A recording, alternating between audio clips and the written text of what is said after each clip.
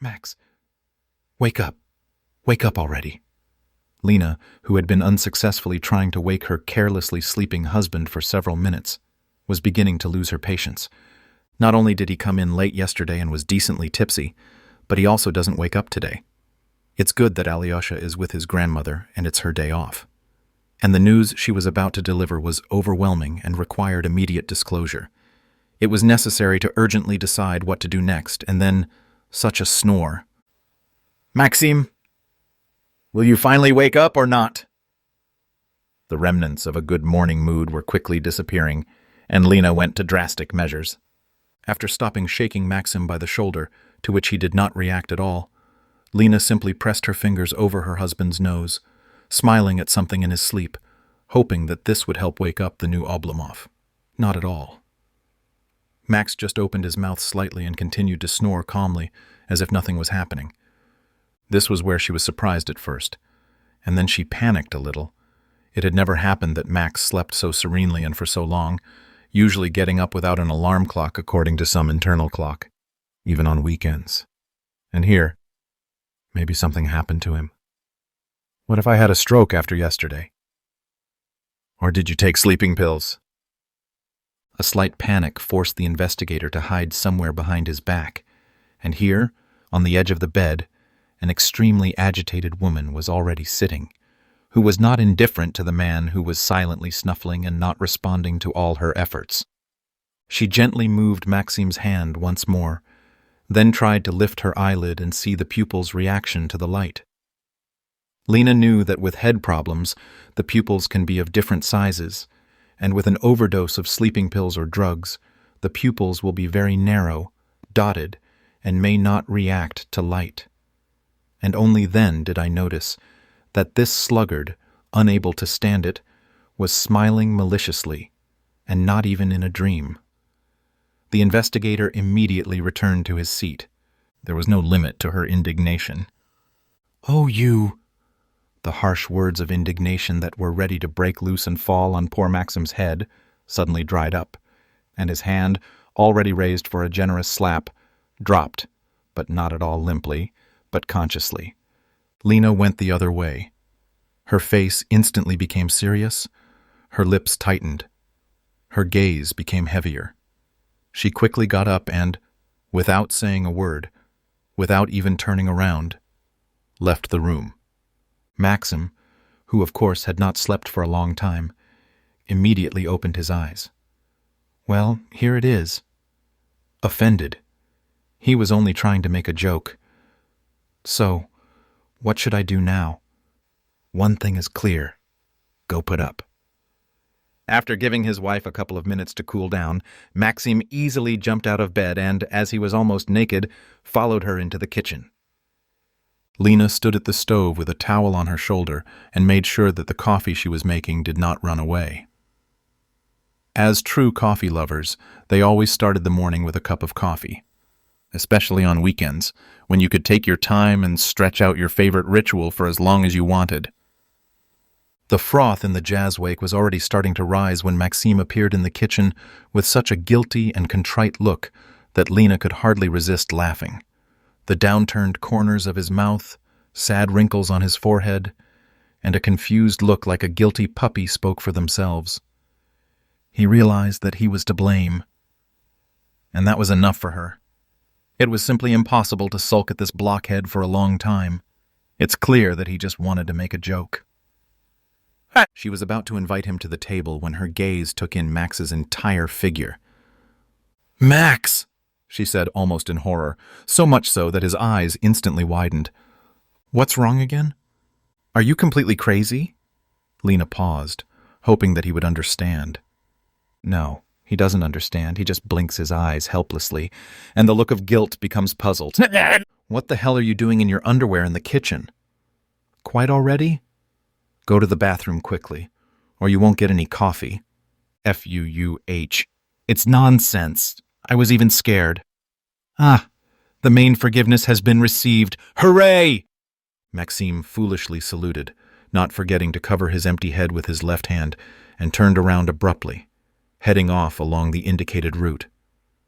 And then he was overtaken by the ominous hissing of escaped coffee, his wife's scream, and finally, the bitter, sour smell of burnt coffee foam. All. It's better to get out of the kitchen quickly.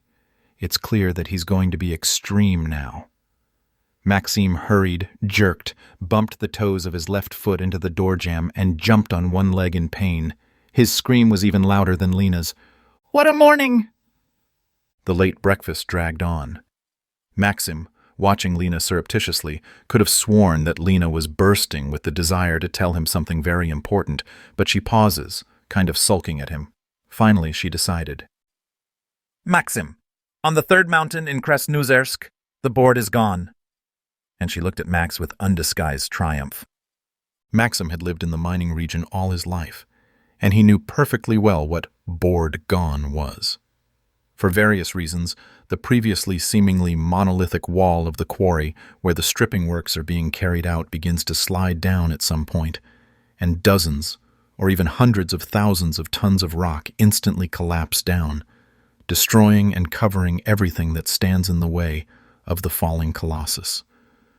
Excavators, bulldozers, and Belaz trucks can work at the bottom of a seemingly safe quarry, which seem like children's toys compared to a falling hulk. And it doesn't matter if there are people below at that moment in the path of the falling rock. Staying alive in this case is almost impossible. The situation, of course, is tragic, and why Lena was almost smiling in connection with the departed board was incomprehensible to Maxim. Is everyone alive? Or... Maxim stared at Lena questioningly, genuinely not understanding the purpose of her statement. Alive? Alive? Elena replied casually. It's different here. And stared at Maxim, waiting for questions. But there were no questions. There was confusion, and Lena continued. Max, it looks like a spaceship has been found there, she said triumphantly, counting on her husband's unbridled interest. But he just sat and looked at her, not knowing how to react to such an unusual, almost fantastic statement. I ran through the Vkontakte news this morning while you were sleeping so soundly. And there it is. She took the phone she had prepared from the windowsill, found the file she needed, and showed Max a small video message. He had to pick up the phone, because the screen of the old Xiaomi was already small, and it was problematic to view the picture from a distance. Someone under the nickname Ivan Medvedev, who posted the video online, seemed to be shooting immediately after the collapse of the side, but from the opposite side of the quarry, so at first the whole image was very small, until this Ivan thought to enlarge the picture. First, he walked the camera along the top of the side, where it was possible to see a ragged road, a broken ledge, a wide gap in the wall going down. Then the camera abruptly slid down the slope to the bottom of the quarry, where it was barely possible to see the piles of collapsed rock. There were no cars or machinery near this huge pile.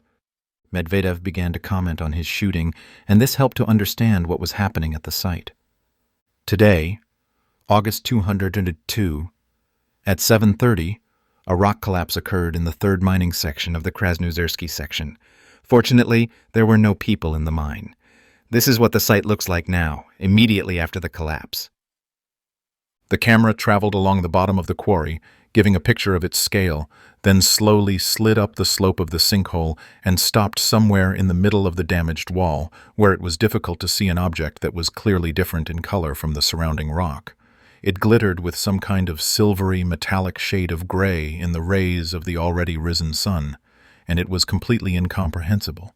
What could immediately shine in the sun, having just emerged from the ground, once hidden at a depth of several tens of meters? Could it be an even chip of metallized rock? But the thing was, this object wasn't even.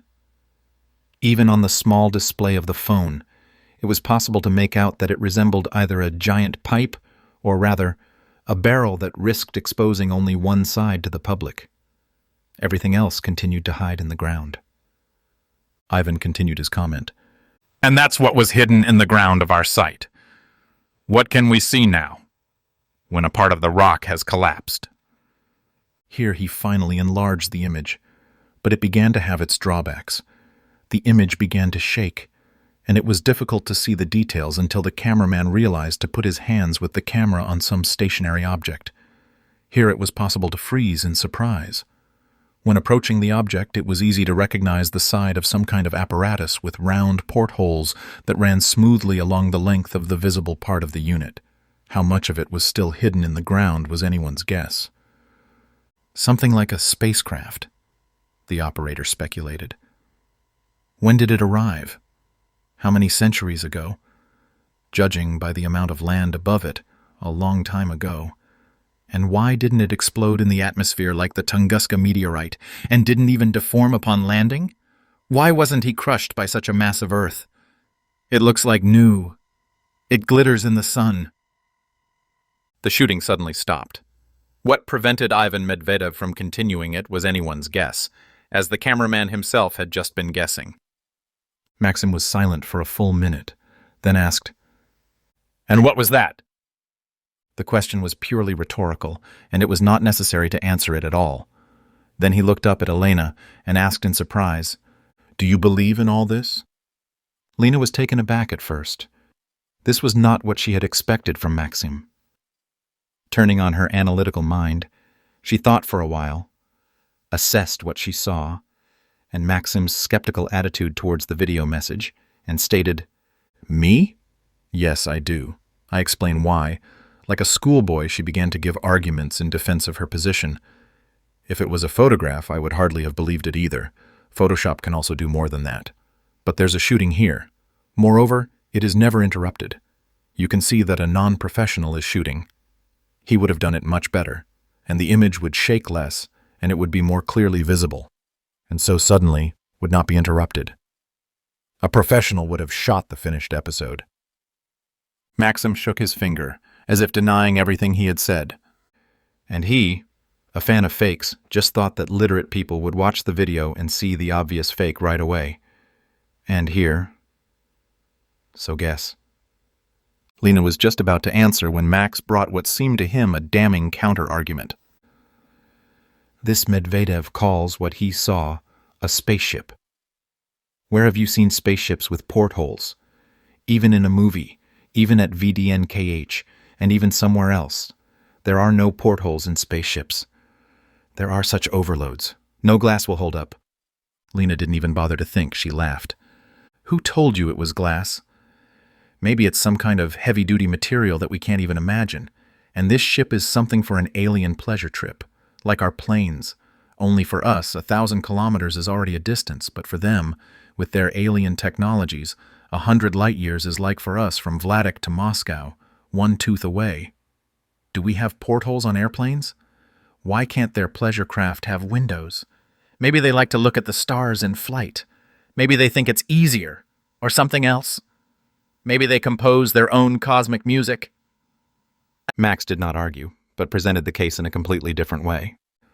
Len, if this is true, then today this third mountain will be closed, everything will be cordoned off, roads will be blocked, encrypted, all these videos will be removed, and the author of Medvedev will be shocked, and the phone will be taken away.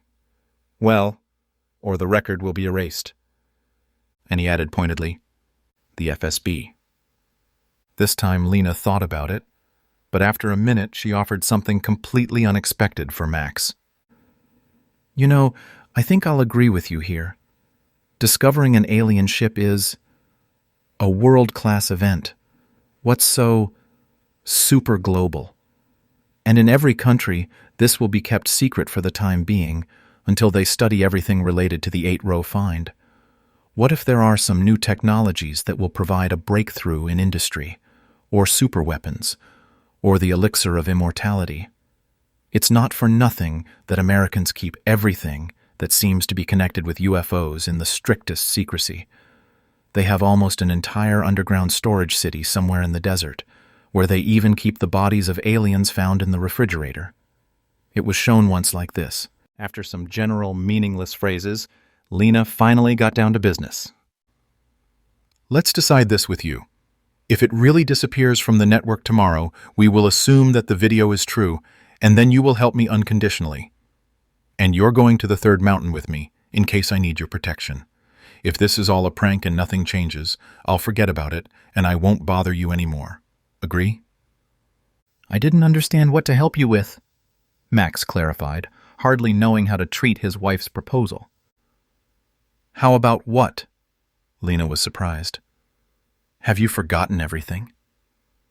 We've been wanting to go to the third mountain for a long time, even after the mist in Krasnoozersk, to sort everything out.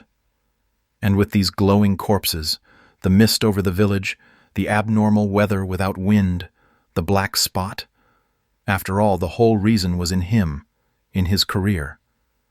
Now we have this reason in front of us. And Lena pointed to the phone where they had just watched a video about the collapse in the spaceship. I have no doubt that all our anomalies are connected with this ship. I think it's time to go back, Maxim, to the root cause. She meaningfully tapped her finger on the phone screen, then somehow flashed a smile.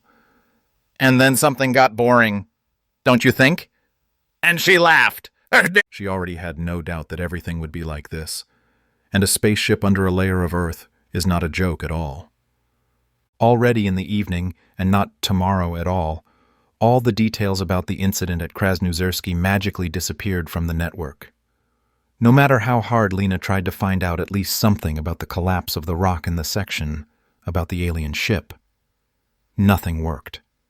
Attempts to change the questions asked about the incident in the search engine from specific to very remote also did not give anything. All the information about this in all messengers has disappeared in the most incredible way. It was good that, assuming such a development, she transferred the Medvedev file from her phone to her computer, where it could be viewed repeatedly and with varying degrees of magnification, sharpness, and contrast. She had such programs on her computer. Even Ivan Medvedev, the one who posted the obviously deleted video clip, could hardly be found in Odnoklasniki. There were many Ivan Medvedevs, but the one was still found. He actually worked at the Krasnoozersk mine as a bellazist. His numerous photos in Odnoklasniki against the background of a huge yellow belaz, where he did not even reach the middle of the wheel, caused a cheerful smile. He led a fairly active lifestyle, engaged in fishing, mountain skiing, and traveled a lot, and often in his Hyundai Creta car. I have visited Gornaya Shoria, Gorny Altai, Kuznetsk Alatau, Tomskaya Pizanitsa, and many other places. His entire journey was easy to follow from the photos posted online. It seems that the story of the alien ship, according to Max's reasoning, is not fake at all, but the pure truth, and he had no choice but to support his restless wife in everything related to the mystery of the third mountain, as they had agreed. Max, we're going to Krasnoozersk tomorrow. It's good that tomorrow is Sunday, and Alyosha will sit with his grandmother and he doesn't have to go to work. Let's try to get to this area with a ship. Len, we don't even know how to get to this section, let alone to the third mountain. And security is everywhere now. This is not the 90s. Max, don't be a bore. What do you need the internet for? Play with toys? You can find any information here, and the plan of the section with the plots, and where the coal warehouses are, and where the barriers are guarded. If you want, we can examine this section from space, even now. Max wanted to. But even here they received another confirmation that the whole story with the alien spaceship in the section was not someone's bad joke, or even a practical joke, but a fait accompli that the special services promptly classified, to say the least. No matter how Lena tried to look at the incision from a bird's-eye view, no matter how she changed Yandex. Maps are on Google Maps or Bing Maps. Nothing worked. The entire territory of the village and the nearby section were covered with a whitish veil resembling thin clouds, through which it was impossible to see anything. 40 minutes later, Lena, realizing that the FSB was needed here, gave up this unpromising task and simply began to look through information about Krasnoozersk on all available sites, which turned out to be unexpectedly numerous. After another couple of hours, she had a rough idea of the structure of the mine, knew its production capacity, the volume of industrial reserves, coal grades, and even recognized the maps and diagrams of power transmission lines, substations, and power plants, not to mention the location of some checkpoints on the territory. The shortest route to the third mountain, and with only one checkpoint, ran along a bypass technological road past a small lake with an unusual name for the reservoir, Omshanik. Lena knew that Omshanik was an insulated room for bees to hibernate, but she couldn't find a connection between bees and the lake. The road to Krasnoozersk was familiar, but at the entrance there was nothing like what they had seen in winter, when the whole village was covered with a frightening gray, moving veil. The sun was shining, and the village was clearly visible from the Red Army Mountains. Even the bypass road that passed by the farm located in the foothills below was clearly visible. That's where we went. When turning onto the technological road, there was a sign. "Be careful! Belas are working," so you no longer had to turn your head and admire the surroundings. The wide road, on which 2 Belas trucks could easily have parted, and a dozen Logans like Max's could have been lined up in a row, looked quite rough. But periodically, there were sections covered with large gravel, which would be more correct to say, cobblestones. Of course, for the huge 150-ton Belas, these boulders were really nothing more than rubble, but for Max and his tiny car, it was a problem. So I had to drive at a maximum of 3 speeds less than 60. Lena, who bravely and for a long time endured this obstacle race, could not stand it. "Max, are you dragging like a turtle? There are no Belas in sight. We're going to get there until the evening." Max, without entering into a discussion, added speed, switched to fourth, and the speedometer needle crept to the right. Who knew that just after a sharp turn, there would be another obstacle waiting? A pit that had not yet been filled in and smoothed out by powerful cars, at least with the same cobblestones. Max knew the chauffeur's proverb. More speed means fewer holes, but he still slowed down from surprise. It's good that Logan's crankcase protection is installed right at the factory and you can rely on it. The car hit the bottom of the pit, flew out from the opposite side, and stopped. The impact was so strong that Elena's teeth clicked no worse than a nutcracker's. And he's got some teeth. I didn't bite my tongue well. Maxim tried to say something in his own defense, but Lena stopped him with a raised hand gesture and the words, "Max, not a word. I've got it all figured out. You're driving, I'm in the kitchen." And she laughed. "No, well, great. You still have to look for such a wife. Another one would have done." The ice battle. Soon, a lake surface appeared to the left of the road, surrounded on all sides by tall reeds, reflected in the water along with rare fluffy clouds. A light breeze sometimes wrinkled this amazing, perfectly smooth, transparent bedspread with an unusual pattern, dark at the edges and blue-white in the center. This was, according to the phone navigator, the desired Omshanik. Then the road forked. One, narrower and more evenly spaced, went to the left along the lake to the neighboring village, which was about 10 kilometers away. The other, equally wide, turned to the right and was lost between closely located dumps. Max turned right. Just around the corner, another obstacle was waiting for him, not in the form of a pit, but in the form of a checkpoint with a closed striped barrier. Next to and slightly behind was not a guard in a black uniform with the yellow letters "Security" on the back, which everyone was used to, but a real soldier in ripstop camouflage, in a bulletproof vest and with a machine gun on his chest. He wore a hemispherical helmet on his head, like a special forces soldier, though without glasses, and there was no usual black mask on the soldier's face. But it was possible to see a black headset near the lips, which the soldier did not pay attention to at all, as if it were a completely ordinary and familiar thing. He was closely watching the approaching car, but had not yet taken any threatening actions. Max involuntarily began to slow down, intending to stop, but Elena reacted very emotionally. "Max, don't be stupid. drive up to the barrier calmly. I'm supposed to be at work." And taking out her ID card with the inscription, "Prosecutor's Office of the Russian Federation," from her purse, she continued, "Here's another proof for you. Have you ever seen soldiers with machine guns guarding a mine, an ordinary coal pit?" And without waiting for an answer, she added with disappointment in her voice, "That's it." The changes that happened to Lena in just a second were amazing. 1 minute there was a young, laughing girl in the car who was going to drive only in the kitchen, and now Max is sitting in front of a strong-willed, independent woman who is not afraid of obstacles and is able to make decisions. Her face changed subtly. The mischievous sparkle in his eyes faded, replaced by an attentive, reasonable look. The eyebrows shifted and 2 vertical creases appeared between them above the bridge of the nose, which gave the face a stern but not at all frowning look. The corners of her mouth dropped slightly, and her chin rose synchronously, which spoke of the confidence and determination of the hostess of the face.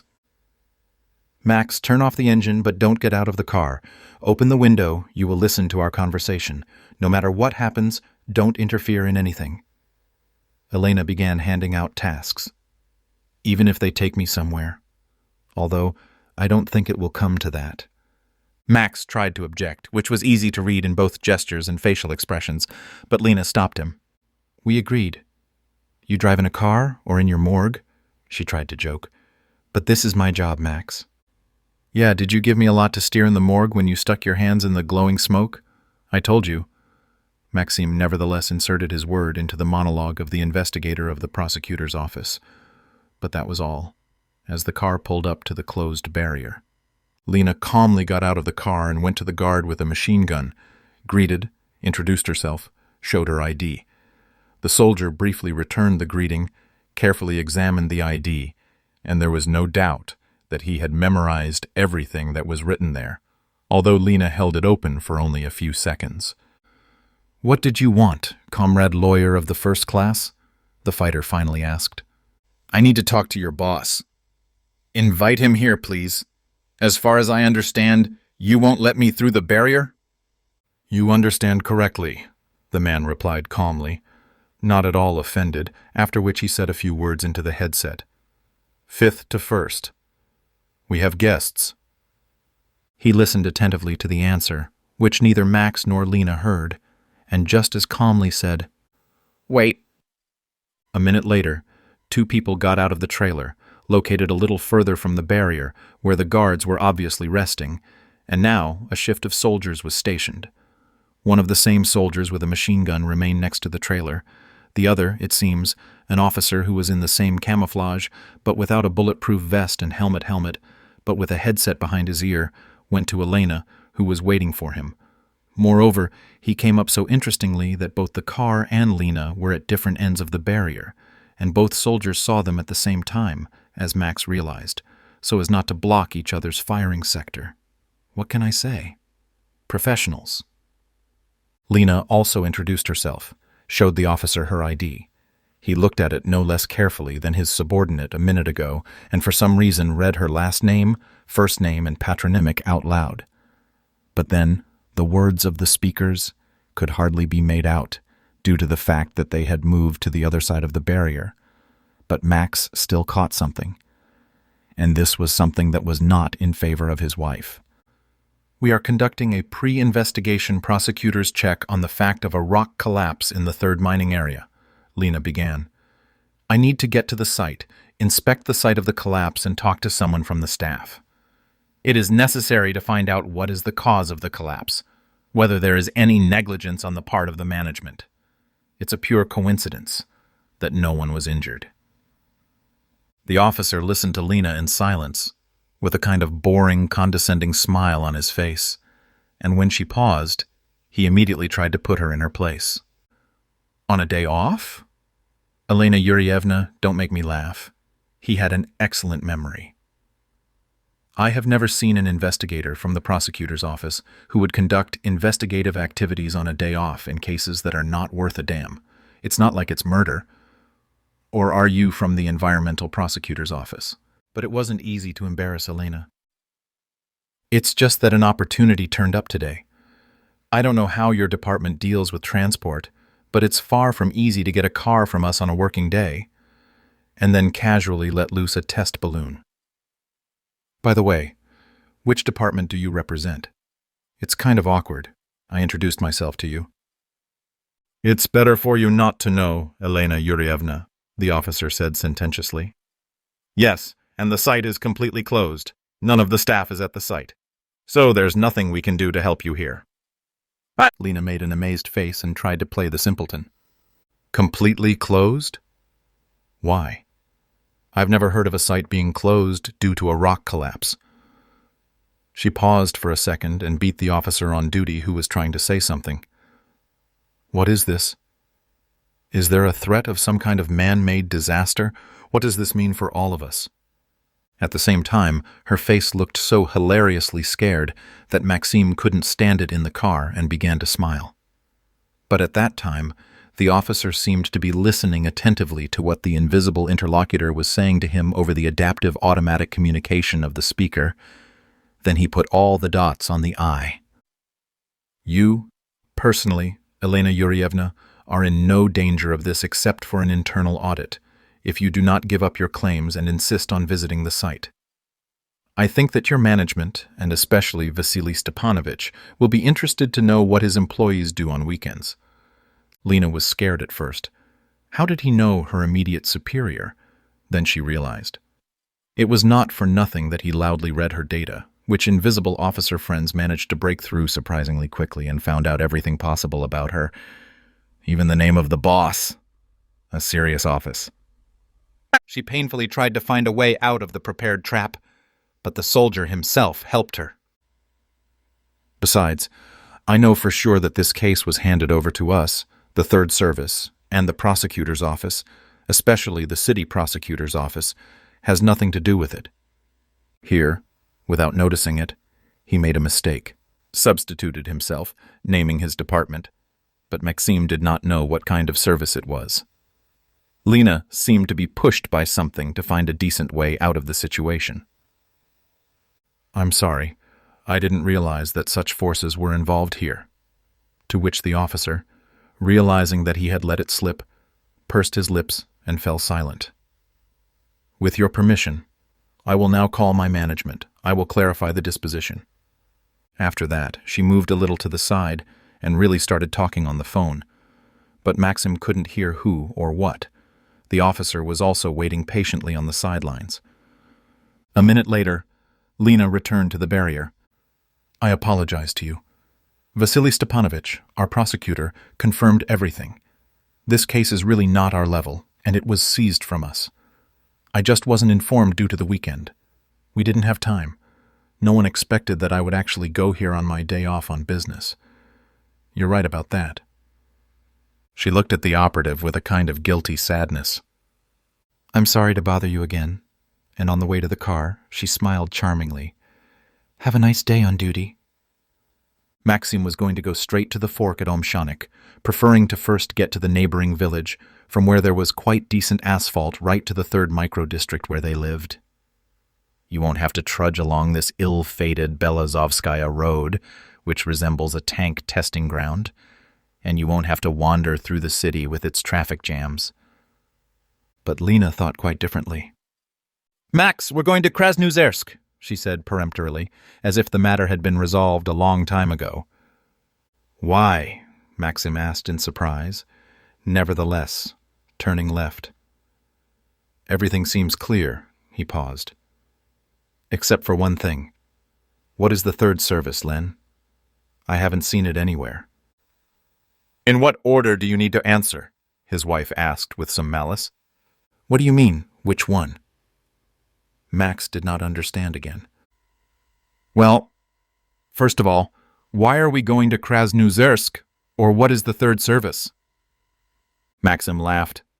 First about the Third Service. Lena was silent for a while, as if gathering all the information she had. The Third Service is the NTS, the Scientific and Technical Service of the FSB. More simply, it's an information technology research center, maybe even an institute. In short, They deal with special communications, special equipment, new types of weapons, information protection, and everything like that. It's all science. That's what I know. If they're already here, it means they definitely want to get to the ship and see what they can get off it. Maxim, figuratively speaking, scratched his head. Listen, but how can a spaceship be connected with our glowing corpses? Or with my protection measure? For the life of me, I don't understand. And immediately started up. What if we try out a measure of protection on the soldiers? Send them all to the toilet and then to the police station? Or come up with something else? Lena smiled, but somehow thoughtfully. No, Max, it's still early. Well, when we get to the ship, what's next? He's almost completely underground. Are we going to dig it up with our hands? 2 centuries? Or 3? She shook her head sadly. We'll enter it when the FSB digs it up, she said firmly. Then we will think about how he is connected with our problems. I hope you don't doubt that I'm bound. And she stared accusingly at Maxim, seeming to suspect him of cowardice. Max hunched his shoulders and said nothing. He no longer doubted anything, and he knew clearly that if his wife took up the case, she would definitely unravel it, no matter how mysterious and unusual it was. He should know. And why go to Krasnoozersk now? He clarified after a minute. Didn't you plan to go there? We're going to visit Ivan Medvedev, Lena said, almost laughing again. She saw her husband's puzzled look. Max, you're being a bit dumb today. Medvedev, this is the one who posted the video of the ship online. Maybe he'll tell you something else. Maxim thought about it again, but after a long pause, he still asked, Lena, of course, I understand that you are an investigator and it's your job to solve riddles, but I'm not an investigator. How are you going to look for him if you only know his first and last name, and you've seen his picture online a couple of times? Lena smiled again and looked at Max affectionately. Don't be offended. I screwed you up today, but believe me, it's worth it, she added confidently. And we will find Ivan Medvedev. How? Maxim almost shouted, then decided to make a joke. Oh, let's stand with an inscription in the center near the store. Where is Ivan Medvedev? Belazist. Maybe someone will respond. Tell me where to look for him. Max, don't get all worked up. You'll see for yourself now. Turn towards the hospital. Max turned towards the familiar 3-story building with increasing surprise. Lena relented and opened her cards. Do you think that I really called at work from the barrier? She even laughed. No. I had to calm down the officer on duty. Otherwise, God forbid, Viktor Stepanich would really have called. I called Natasha. Do you remember the nurse from therapy? I gave Maxim time to remember and think about everything. Fortunately, she's on duty today. They have a computer program at the hospital called the Arena. There's a database for all the residents of the village with all the data, even with addresses and phone numbers. Yes, in general, everyone who has consulted a doctor at least once. By the way, you're there too. You applied in the winter, so I saw when your data was entered there. Maxim just shrugged his shoulders. Well, wow. How simple it turns out to be. Not really. Do you know how many Ivanov Medvedevs there may be here? It's a common surname. Let's see, Lena said vaguely. Maxim never found out how Elena persuaded the nurse to open the notorious Arena, but he assumed that the prosecutor's certificate had played a role again. Oh, Lenka, I'll get caught someday. Although, on the other hand, she's not doing anything wrong. Quite the opposite. There were about 20 Medvedevs on the list, as Max had expected, but there were only 3 Ivanovs. There was only one perfect match, both in age and place of work. There was also an address and a phone number. Lena wrote down his data in the same notebook where she kept notes on the glowing dead. She had no doubt that all these events were connected. As it is, all the necessary information is in one place. She entered Medvedev's phone number in her own, but did not call in front of Natasha. They didn't pick up the phone for a long time, and when Lena was already desperate, which was easy to read on her face, they answered anyway. Lena first clarified whether this Ivan Medvedev worked at the third mountain, and when she received an affirmative answer, she introduced herself and even asked for an immediate meeting where she promised to tell everything. Ivan agreed. The guys picked up Vanya Medvedev near the small lemon store hidden in the depths of a 5-story block. He introduced himself as Ivan Alexeyevich. Medvedev was not much older than both Maxim and Lena, but he was already a little bald, which, however, did not spoil him at all.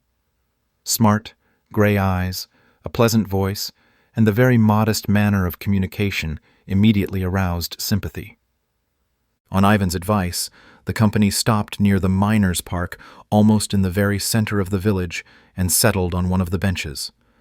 Despite the warm summer Sunday afternoon, the fountain quietly rustling with low jets, violets, primroses, and begonias carefully selected in flower beds, pleasing the eyes with their colorful colors, there were few people in the park. There are several school children riding bicycles and electric scooters, and a couple of toddlers, supervised by their mothers, rolling down a plastic slide with cheerful cries in a cozy children's corner on the outskirts of the park. The conversation was difficult at first. "Ivan Alexeyevich, are you probably surprised by our unexpected visit?" Lena began cautiously. The fact is that for more than 6 months we have been investigating a case related to the third mining, where you work. She did not specify who we were. Let her think for now that the prosecutor's office. To be honest, the matter has reached a dead end, but now I hope with your help it will get off the ground. Ivan stared blankly at Lena. "How can I help?" There was genuine incomprehension in the voice. "You posted a video clip online where you filmed a spaceship found on your site after the collapse of the side." Lena did not have time to finish, as Ivan rather abruptly interrupted her, which did not fit in with his calm communication until the last moment. "I didn't post anything." But it was not so easy to discourage the investigator of the prosecutor's office. "Ivan Alexeyevich, I understand that your non-disclosure agreement imposes certain obligations on you, but believe me, this is not the case. It can be very serious. We are not spies or terrorists, believe me. We tried to get into your precinct today, but the FSB wouldn't let us in either. And they don't want to listen to anything." Lena decided to cheat, and suddenly turned the conversation in a completely different direction. "Did they even give you your phone back?" Ivan answered automatically. "They returned it." He jerked, realizing that he had betrayed himself, then waved his hand in resignation. "Ask away." "Let me tell you everything from the beginning, so that you can at least imagine what it might be about, and then we'll decide together what to do." She waited for a silent nod and continued. "Do you remember how smog was in your village for a couple of months in winter? And there hasn't been any wind or snow in the last 2 months? Ivan nodded his head, although he had no idea what would be discussed next. "And at the same time, the death rate in the village increased?" Medvedev looked blankly at Lena, then at Maxim, but he still did not grasp the essence. "So that's it. Maxim is my husband." She nodded her head in the direction of Max, who was silent and not yet joining in the conversation. "A pathologist. He conducts autopsies on the dead, including those from your village. When the flow of patients in the village increased during this haze, and even because of the COVID epidemic, he noticed one oddity." She smiled slyly. "From which he almost died." Maxim wanted to say something protesting, but then decided to keep quiet. A little humor against the background of all this horror story that Elena was going to tell wouldn't hurt. "Some of the dead, who had to be opened in the evenings because of the influx, and it gets dark early in winter, began to glow in the dark." She hesitated, looking for a more accurate comparison. "Or rather, they didn't glow, but rather they poured out light, clouds of smoke and real fireworks, only silent." Even Medvedev's eyes began to grow in size, and he looked stupefied and stupid. Then he began to smile understandingly, though not laughing yet. Lena noticed a change in Ivan's mood. "Ivan Alexeyevich, This is not all. Please listen to the end. Otherwise, you'll say now that we're peekaboo, and you'll leave. We would not like that. Ivan stopped smiling and tried to concentrate. Although it's not surprising to be surprised by your distrust. Only this sight was seen by several people, including me. Moreover, Maxim and I were even exposed to this light and smoke. Yes, they deliberately put their hands in the stream. Well, that's how we are. Experimentalists. Her voice had changed a little, and there was a slight sadness in it. Then she continued. Not all the dead shone. We began to analyze, compare, tried to find a system, and found it. Only the dead from Krasnoozersk shone. Moreover, they were only men. She paused, looked carefully at Ivan. And only those who worked at the third mining. Even those who used to work are now retired. That's where Medvedev fell into prostration. He stared blankly at Lena, as if trying to see something unusual in her, but couldn't. It didn't go unnoticed. Lena spoke again after a short pause. Soon we noticed that we had new, unusual abilities. For example, I can cause people some health disorders. Headaches, nausea, and vomiting if I try. Well, and the like. Do you want to check to make sure that all this is not a prank? She looked at Max carefully. He got it right. Ivan first furrowed his eyebrows. Then a pained grimace appeared on his face. Then he even stretched his palms to his temples. And then he gasped with relief, exhaled, and looked at Lena in amazement. I believe you, he whispered faintly. Then suddenly something seemed to break in him. He seemed to shrink in size, bent forward, rested his elbows on his knees, and folded his hands. His face went from surprised and amazed to confused and sad, on which deep wrinkles from nose to chin were clearly visible. He seemed to have aged and barely managed to get out of himself. Tell me, can't you, on the contrary, treat people? Lena realized that Ivan had something serious, maybe even tragic, and he had exhausted all the methods available to him in the fight against it. Is something wrong with you? What is it? She asked cautiously. Ivan, reluctantly, then more and more openly told. My wife is sick. Brain tumor. No, she was operated on thanks to the doctors, but he just can't walk. Lower paraplegia. My legs don't move and I don't feel anything. We have already been everywhere, but they say there are no prospects for recovery. And we have 2 children. A boy and a girl. They're already big, but still. It's a pity. We really don't despair. We go everywhere together. We just returned from Gorny Altai. He frowned even more, maybe even from telling his secret to strangers. It pressed him down seriously. Lena quietly put her hand on Ivan's arm. Ivan Alexeyevich, she paused. We don't know how to treat people. Bye. But everything suggests that all the mysteries, both with the dead and what is happening to us, are clearly connected with your third mountain, or rather, with the ship that has now been discovered there.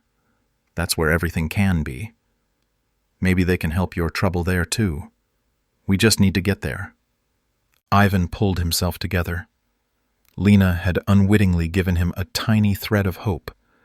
If domestic medicine is powerless, this does not mean that alien technologies cannot work miracles. How many times had he read in fantasy novels that nothing was impossible for alien medicine? Well, isn't it fantastic here? Isn't this an alien ship? What should I do? Having gathered himself, he declared.